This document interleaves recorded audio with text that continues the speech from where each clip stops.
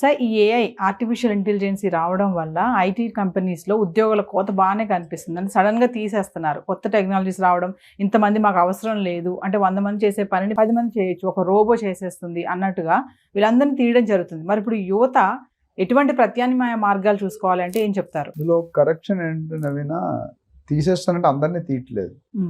ఒక అపోహ పోతే ఆర్టిఫిషియల్ ఇంటెలిజెన్స్ వస్తే జాబులు పోతాయని కొంతవరకు కరెక్టే. కొన్ని జాబులు అన్ని జాబులు ఆర్టిఫిషియల్ కూడా రిప్లేస్ చేయలేదని నా ఉద్దేశం. కొన్ని వాటిలో రిప్లేస్ చేస్తారు. అయితే ట్రంప్ అమెరికాలో, ఎస్పెషల్లీ నేను చెప్పాను, అమెరికాలో తగ్గితే ఇండియాలో తగ్గినట్టే, చైనాలో తగ్గినట్టే. అక్కడ పెద్దాన తగ్గితే అందరు తమ్ముళ్ళు తగ్గుతారు.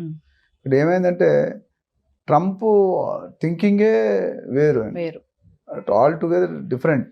ఈ టర్మ్లో ఇంకా మారిపోయాడు ఆయన. ఫస్ట్ టర్మ్లో కొద్దిగా బెటరు, రెండో టర్మ్లో ఆయన ఆలోచనలు చట్టానికి విరుద్ధంగా ఉన్నట్టే ఉంటాయి కొన్ని.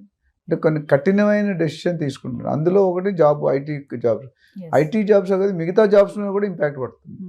మనం అనుకుంటే కొన్ని వేల మంది లిస్ట్ చేశారు, కొన్ని లక్షల మంది లిస్ట్ చేశారు. అంచులు ఆల్రెడీ కొంతమంది వచ్చేసారు, ఇంకొంతమంది రావడానికి మన ఇల్లు అమ్ముకుంటున్నారు, ప్రాపర్టీలు అమ్ముకుంటున్నారు, మిగతా అసెట్స్ ఉంటే అమ్ముకుంటున్నారు, తక్కువ రేటుకి అమ్మేసుకుంటున్నారు. ఎందుకంటే అక్కడ నుండి జాబులు లేకుండా సర్వైవ్ అవ్వలేరు. సో ఆర్టిఫిషియల్ ఇంటెలిజెన్స్ అనేది న్యూ ఎమర్జింగ్ సబ్జెక్ట్.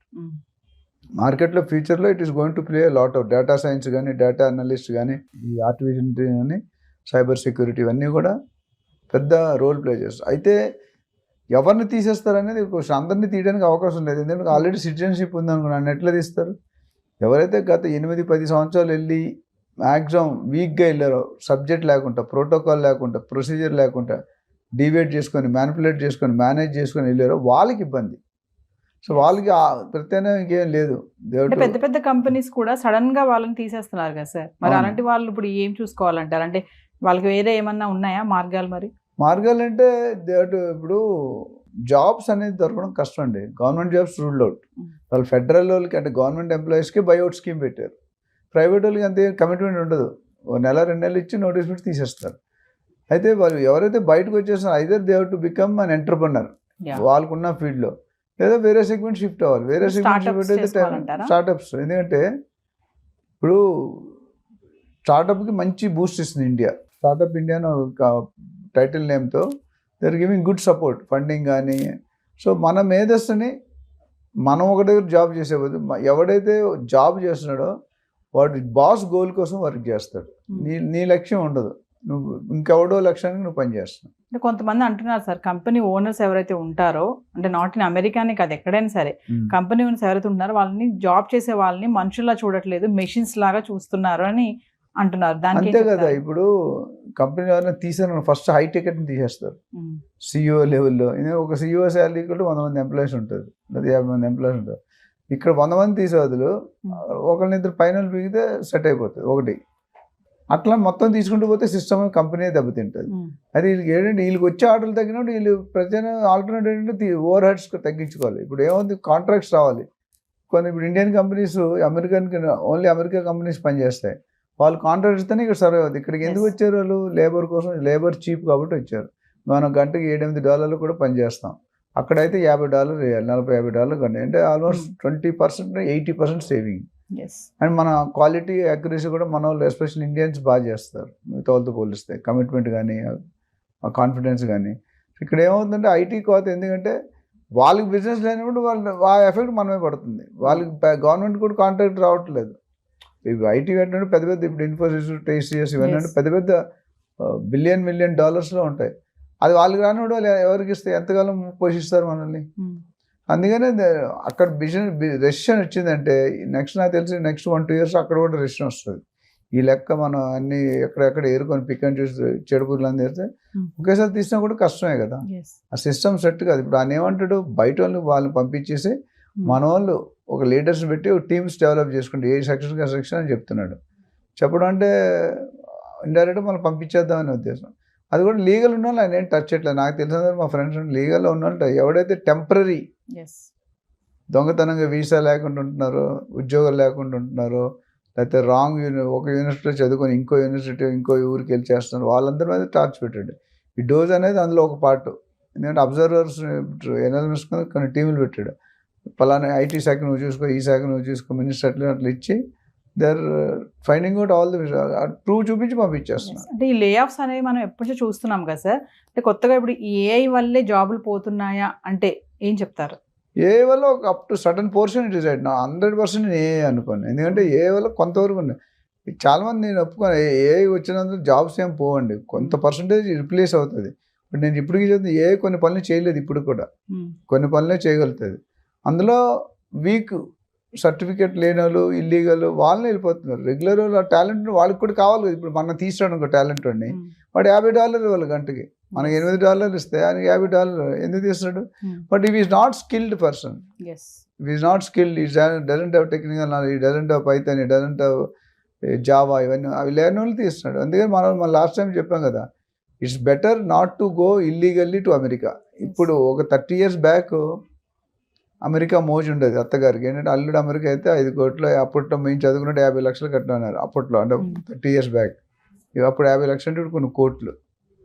అది ఇప్పుడు అది లేదు. ఎందుకంటే ఇండియాలోనే అంత శాలరీస్ ఇస్తున్నారు. There are companies which are paying equal salaries to America, London.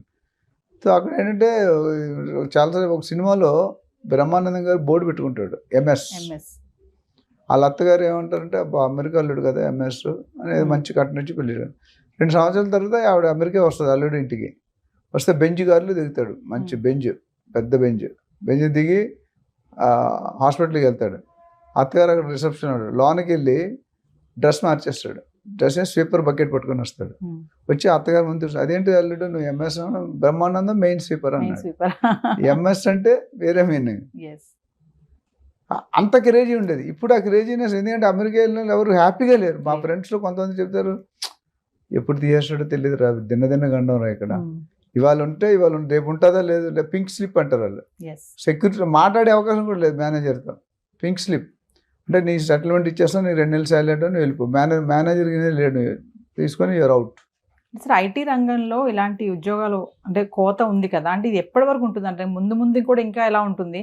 మరి యువత ఎలాంటి నిర్ణయాలు తీసుకోవాలి? యువత అనేది ఫస్ట్ స్కిల్స్ నేర్చుకోవాలండి, థియరీ కాదు. ఇంజనీరింగ్ చేసిన తర్వాత జాబ్ వస్తుంది, ఎంటెక్ చేసిన, PhD చేసిన కూడా రోడ్డు మీద పడుతున్నారు. So until unless you have the background, you have the originality. GRE test రాయాలి, TOEFL టెస్ట్ రాయాలి, రకరకాల టెస్టులు, GMAT టెస్టులు రాసిన తర్వాత ప్రాక్టికల్ ఓరియంటేషన్కి వెళ్ళాలి. వాళ్ళు లైఫ్లో సక్సెస్ అవ్వాలంటే మనం స్కూల్లో చదువుకుంది, కాలేజ్ ఆఫీస్లో వాడమండి. మీరు వాడుతున్నారు, మీరు చదువుకుంది. ఇక్కడ బాస్ ఏం చెప్తే చేయాలి, మీకు ఇష్టం ఉన్నా కష్టం ఉన్నా. అక్కడ కూడా అదే పరిస్థితి. So but degree something like eligibility, అంతేగాని దాని మాత్రం జాబ్స్ వస్తాయని కూడా భ్రమ. You should have additional qualification, additional practical exposure. అంటే వస్తున్నటువంటి కొత్త టెక్నాలజీని మనం అప్గ్రేడ్ చేసుకుంటే, టెక్నాలజీ వాడు ఇప్పుడు రియల్ ఎస్టేట్ టెక్నాలజీ వాడిపోతే దే ఆర్ అవుట్. ఏ డిపార్ట్మెంట్ అయినా అప్పుడు కంప్యూటర్ వాడు, నేను ఇంకా మారోడే బిల్స్ చేతి ఇప్పుడు కూడా చేతితో రాస్తారు, వాళ్ళు నమ్మరు కంప్యూటర్ని. కంప్యూటర్ అంటే వాళ్ళు అందరూ అలా చేయలేరు కదా. ప్రపంచం మారుతుంటే మనం కూడా మారాలి, వాళ్ళు కూడా ఎక్స్పెక్ట్ చేస్తారు. ఇప్పుడు ఆఫీస్ చేత గవర్నమెంట్ ఆఫీస్ ఎట్లుంటే మనకు తెలుసు, డస్ట్ పోస్ట్ ఆఫీస్ వెళ్తే వెళ్ళాం, మన ఎలర్జీ వస్తుంది. మనం ఎందుకు ఇస్తున్నారు? They want to show a difference, they want you to grow, they want work. Foreign companies work campaigns చాలా వాల్యూ ఇస్తారు. మీరు గచ్చిబౌలి ఫైనాన్స్ ఇండస్ట్రీ ఆఫీసులు చూడండి, ఇంద్రభవనాల్లో ఉంటాయి. నేను వర్క్ చేసేటప్పుడు మనకి ఆ కంఫర్ట్ జోన్ ఇవ్వాలి. ఇంకా మన కల్చర్ మారుతున్నాం.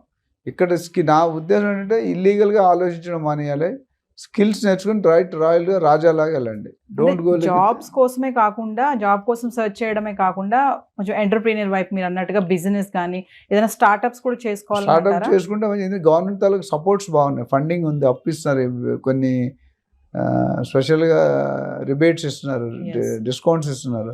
అది వాడుకొని మీరు 10 మందికి జాబ్ ఇవ్వండి.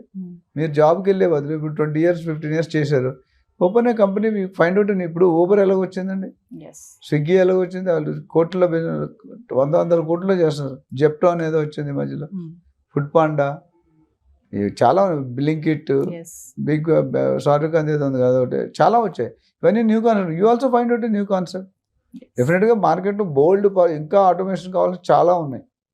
టెక్నాలజీని మనం అప్గ్రేడ్ చేసుకుంటూ వెళ్తే we have to think lot ఉంది. మీరు ఒకరి మీద డిపెండ్ అవ్వగలి. గవర్నమెంట్ జాబ్ ఇచ్చినా ఎదుగు బతుకు ఉంటుందండి. ఇప్పుడు ఒక IAS ఆఫీసర్ ఎంత అండి, 80,000 స్టార్ట్, 90,000 శాలరీ. IAS అవ్వాలంటే ఎంత కష్టపడాలి? ఇందులో 25% పెడితే మంచి బిజినెస్ పెట్టి నిజాయితీగా హానెస్ట్గా టర్న్ చేస్తే break the records. Thank you sir.